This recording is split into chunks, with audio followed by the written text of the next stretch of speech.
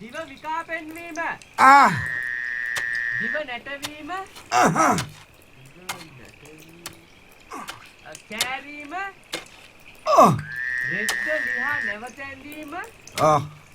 පලන්නාභරණ වරින් වර ඇල්ලීම. මොකක් ඇල්ලීම? පලන්නාභරණ වරින් වර ඇල්ලීම. කියන්. හුරු අත වැනීම. බඩ අත ගෑම. අත කැසීම. මොකක් කැසීම? අත කැසීම. අත. පය කැසීම. නයෙහි අත තැබීම.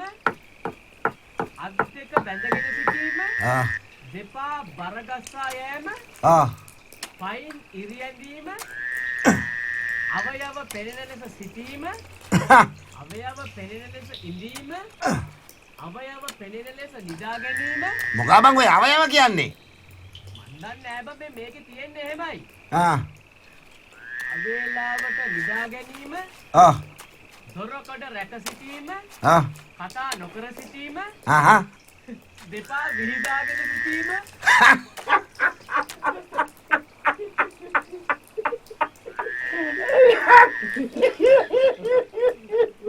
උඩ බලාගෙන ඉඳීම. කරබාගෙන ඉඳීම. එකනිය නොවසා රෙද්ද ඇඳීම. කතාවේ බොළඳකම් පෙන්වීම. පියයුරු තද කර බැඳීම. මදක් නැවී. මොක? අම්මට උඩු මාමේ. පොටි මේ පැත්තට විදිනවා. මෙන්න මේක ගනින්. මාමේ. අපොච්චිට තාම දුවන්න පුළුවන් නේ බං.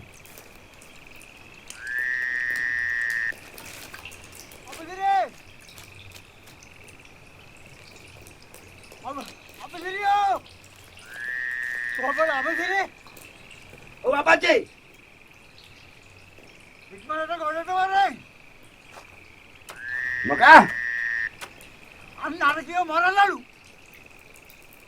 මොන? වෙන මොන කීයේදී?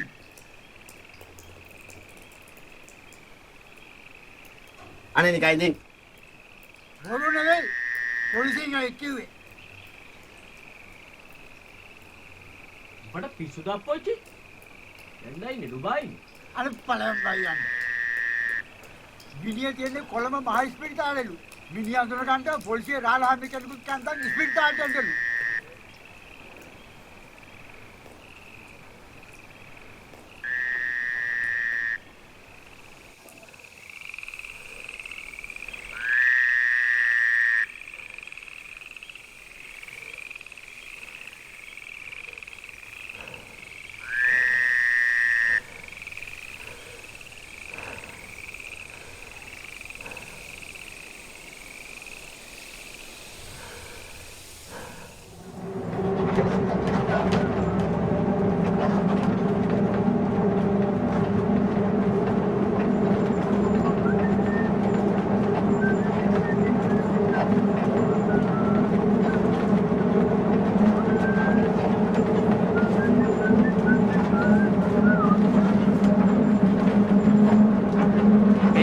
මේ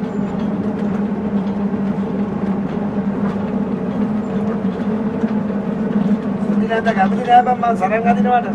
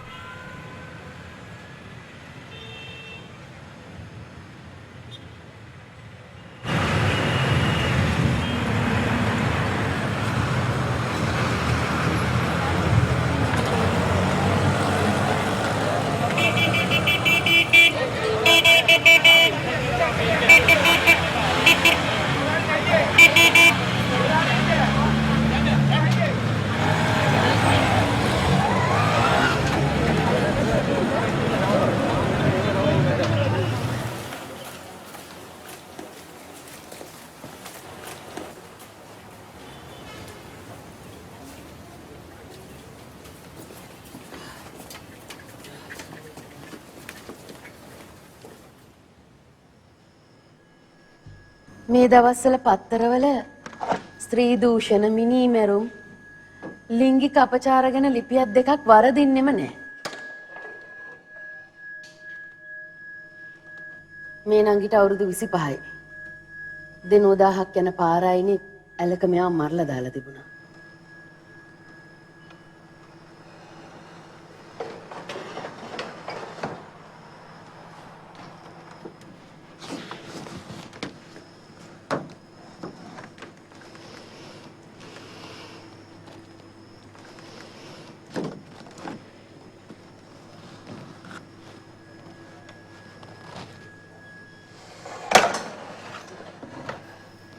මෙයා කාගේ කවුද කියලා කියන්න කවුරුවත්ම දන්නේ නැහැ.